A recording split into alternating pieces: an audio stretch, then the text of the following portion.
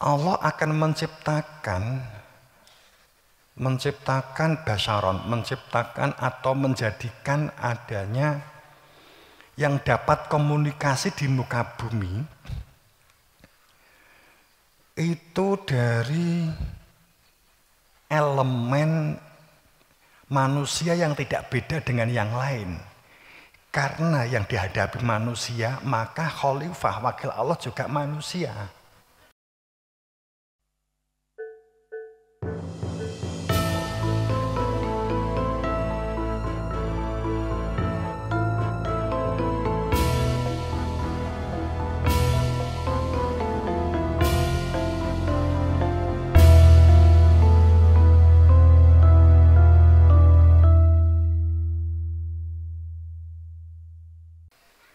Sehingga dia mengatakan, nahnu kami ini khairu minhu, lebih baik dari Adam. Khalaqtani minar, saya itu dibuat dari api. Ojo dimaknai apa adanya, Gusti Allah nggawe iblis kok api. Nek iblis nggawe kok api ya berarti ya perokok-perokok itu iblis gitu loh.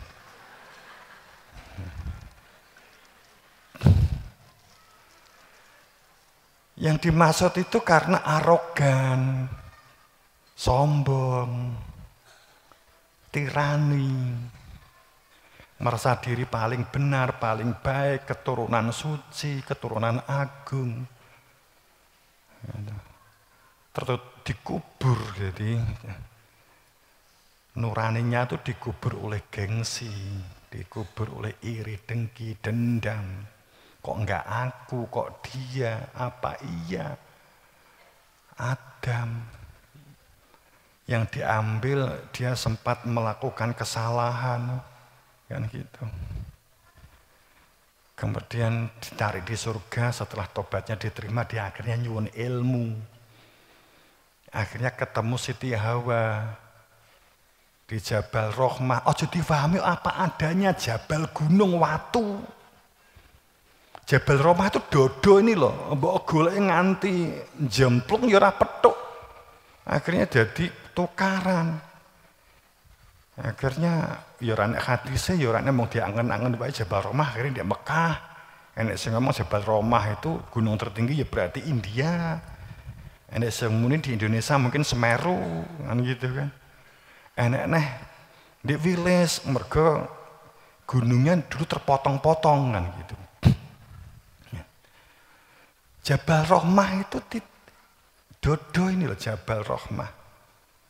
Rohmah itu titik temu dua zat. Sehingga yang dikatakan Hawa itu ya rogo ini. Rogo ini diciptakan Allah dari belikat. Nek kowe gak duwe belikat kaya cacing.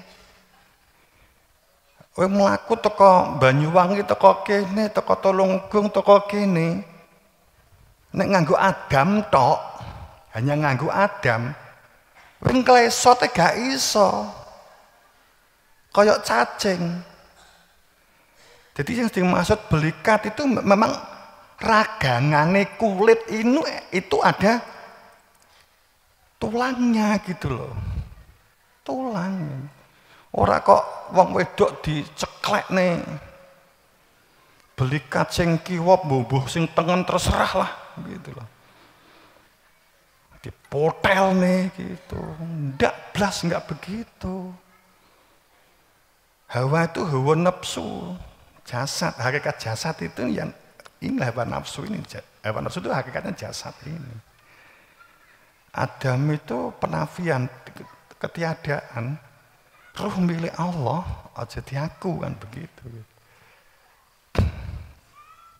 Itu janjane kan gitu.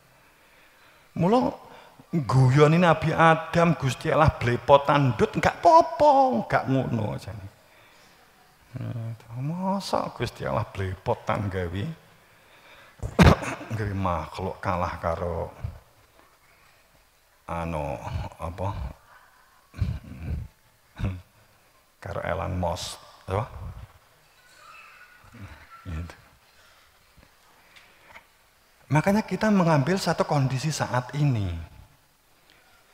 Kondisi saat ini, Kalau kita nggak mencermati kondisi situasi saat ini, yang jadi santri, masih SMP, masih SMA, perguruan tinggi, yang semua sing tuwek kan gitu kan. Memperhatikan kejadian-kejadian saat ini. Didik saiki ki wanggal, didik bocah saiki itu. Didik, bukan bocah, didik di zaman ini tuh sulit. Dihadapkan dengan perkembangan teknologi yang harus diantisipasi, itu kan sulit gitu. Didukung orang tuanya, terkadang orang tua santri itu tidak mendukung proses edukasi, tidak mendukung proses tarbiyah. Didukung dengan politik, situasi, pimpinannya ki lok-lokan, pimpinannya jegal menjegal, jagal menjagal, berseliweran di media sosial, saling mengolok, saling membenarkan diri, saling mengklaim. Sehebat apapun sebuah tatanan, kalau pimpinannya itu serudukan, rakyatnya ya mesti jempalian, gini apa mboten? Mesti. Wong guru kencing berlari, santri kencing bertebangan.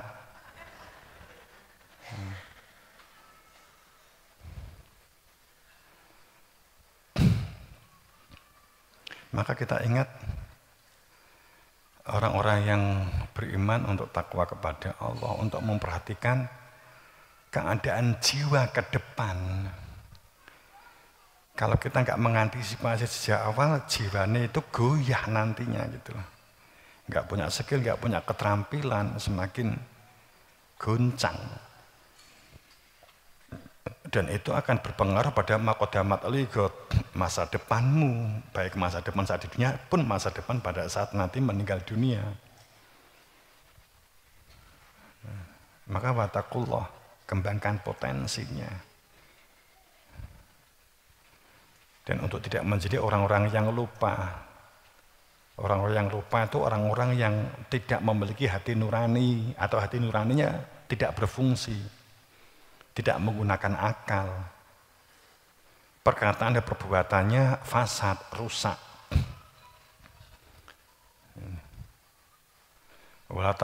Walatakunu kalladzina nasullah. Itu tersebut menjadi dan janganlah kehidupan kita lahir atau batin, takun itu ya lahir dan batin begitu ya. Seperti kehidupannya orang-orang yang lupa kepada Allah. Ya kal itu bukan mana seperti contoh, bukan, tapi kaladi itu pola dan sistem yang menyatu. Jadi janganlah menjadi orang-orang yang hidupnya itu di dalam satu sistem, lupa kepada Allah. Yang akan menjadikan pasti kamu lupa kepada diri kamu sendiri. Saat lupa kepada diri sendiri, ya Allah-Allahan, gontok-gontokan, rebut kekuasaan, mencari kehormatan, mencari keluhuran, mencari kesucian, semuanya diukur dengan hal-hal yang jasad lahiriah. Dan itu orang fasik. Orang hanya orientasinya jasad untuk jasad, lahir untuk lahir, nafsu untuk nafsu. Jangan menjadi orang yang lupa kepada Allah, yakni intinya suka berpecah belah, suka mengolok, arogan, sombong. Orang sombong itu merasa hebat ya hanya saat itu saja, tapi kehidupan sehari-harinya terpuruk.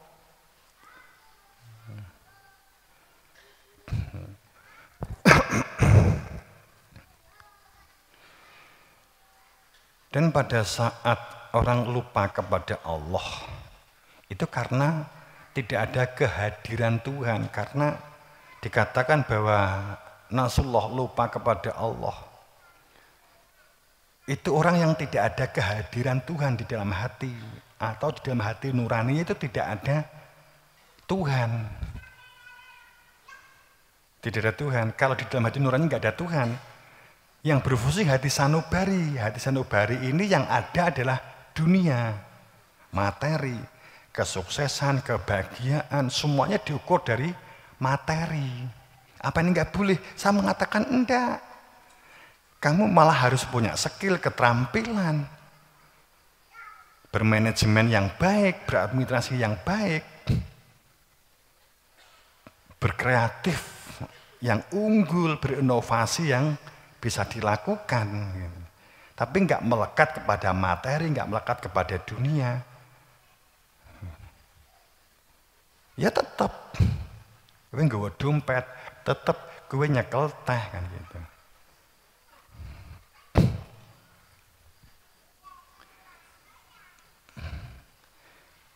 Jadi nurani berfungsi itu hanya jika ada kehadiran Tuhan.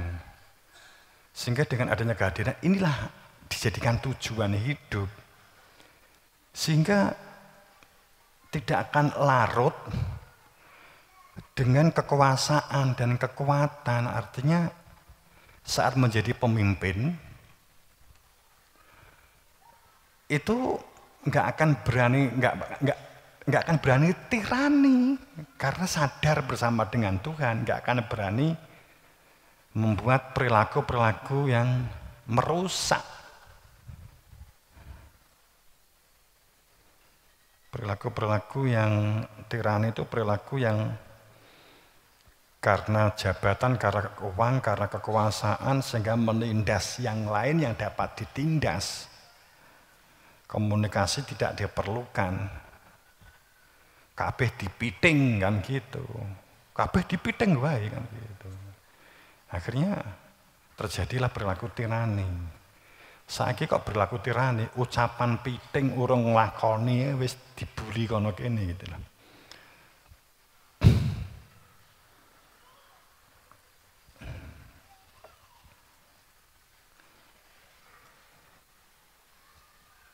Kitab itu kan menyebutkan, Al-Quran menyebutkan kebenaran itu kan al-haq min rabbik.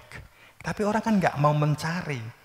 Padahal di Quran itu sistem, jika ingin adil makmur ya harus al-haq min rabbik. Semuanya bisa berkonsep tentang al-haq min rabbik. Tapi tidak pernah mencari di mana al-haq min rabbik itu. Akhirnya kebenaran sesuai dengan angan-angannya, kebenaran sesuai dengan nafsunya. Saat kebenaran itu standarnya adalah hawa nafsu, keluhuran kesucian, kita ambil satu saja, kesucian dan kehormatan, itu diukur nafsu, sehingga pakaian, kita hormat karena jas, terhormat karena pakaian, menjadi apa, begitu. Suci juga karena mungkin sorban, biar tampak suci, biar tampak luhur, rusak gitu. Itu rusak, karena itu alamatnya ruh. Lafazati samawati warat, maka rusak langit dan bumi. Waman, otomatis manusia yang hidup di dalamnya. Kalau ingin tidak rusak dan ingin tertata, disebutkan atainahum bidzikrihim, harus tahu zikir, bukan merumuskan zikir. Ojo ngawur kon. Awakmu akan merumuskan zikir. Gawe kamu sah zikir gitu ta? Ngawi ngerumuske zikir. Zikir apa? Zikir naria. Zikir apa? Zikir sebab ya, zikir apa kan gitu. Gawe rumusan dhewe-dhewe ngarang awakmu. Kene kana nuduh kan aku muni awakmu ta. Ya, gitu. Zikir itu al-haq min rabbik, dari Tuhan. Zikir itu ini loh, adanya sebuah ilmu yang menjadikan ada kehadiran Tuhan, mengenal Tuhan sehingga ada kehadiran Tuhan di dalam hati. Seperti orang itu nikah, ilmu nikah itu apa sih? Modin ngesahne dadi kan gitu. Sehingga yang ada di dalam hati itu pasangannya, ada kehadiran pasangan. Dimanapun kamu bergerak, dimanapun kamu berada, walaupun secara jarak tidak bertemu, kalau ada kehadiran pasangan, istri ada di dalam hatinya suaminya, atau suami jauh bekerja di tempat yang jauh, ada kehadiran istrinya, walaupun tidak di satu tempat, aman, nggak selingkuh. Tapi kehadiran istrinya nggak ada di dalam benak, wes mesti jajan, gitu. Nggak karu-karuan. Kalau di dalam hati itu tidak ada kehadiran Tuhan, ya wes akhirnya selancar pikirannya, keselancar gitu. Sehingga terjadilah dekadensi, anomali yang genting seperti kondisi saat ini. Berebut kekuasaan, berebut kekuatan, berebut wilayah, berebut kepandaian, berebut pengakuan, berebut pencitraan, elektabilitas, dan seterusnya. Sehingga seperti sudah merupakan lingkaran setan, lingkaran setan itu lingkaran saling mempengaruhi. Wes kangelan benang kusutnya wes ruwete ra karo-karuan. Wes enggak pernah diketahui mana ujung, mana pangkal, mana tengah, mana awal, sudah enggak diketahui. Wes ini. Isone apa dipedoti kan begitu. Ya dengan itu. Sehingga bahkan gerakan yang dilakukan bahkan tampak baik sekalipun, semuanya untuk menjaga menerang gadingnya sendiri-sendiri. Ya contohnya, masyarakat dibantu oleh calon pemimpin. Tapi, we kudu nyoblos aku kan begitu. Jadi gerakan untuk tampak baiknya itu semuanya untuk menjaga menara gadingnya sendiri-sendiri. Bendera partainya sendiri-sendiri. Ada salah satu tokoh nasional yang sangat terkenal ya. Terkenal sekali. Dia sebenarnya nggak begini kalimatnya, ini sudah saya olah. Jadi bahwa kenapa sih para hakim itu masih korupsi? Katanya karena gajinya kecil gitu lah. Kurang. Apakah permasalahannya itu? Bahwa pada saat pejabat tertentu mengatakan wajar dia korupsi karena gajinya kurang. Padahal kan diukur karo gajimu rane apa-apa nih begitulah. Kowe ini maksudnya kan apa-apa nih. Sehingga terpaksa melakukan korupsi. Bahkan ada salah satu bupati pun juga mengatakan dia kaget ternyata gajinya kecil kan gitu. Permasalahannya itu kan moral mental yang mempengaruhi mindsetnya. Dan akar permasalahannya karena rasa hati nurani tidak fungsi. Hati nurani tidak fungsi karena tidak ada butiran iman. Di Hujurat 14 kan sangat jelas. Saat berlaku baik itu harus digenapi butiran iman. Dosa yang lalu akan diampuni, kan begitu kan? Saat sebelum memiliki butiran iman. Tapi ini enggak mengerti pintunya mulai kan. Jadi carut marutnya keadaan dan situasi saling ngolok-olokan, saling jegal, saling menjagal sesama anak bangsa saat ini. Karena perbedaan pendapat, karena perbedaan agama, perbedaan paham, perbedaan partai, perbedaan dukungan, perbedaan yang lain ya. Sedikit saja berbeda. Itu sudah menjadikan carut marut.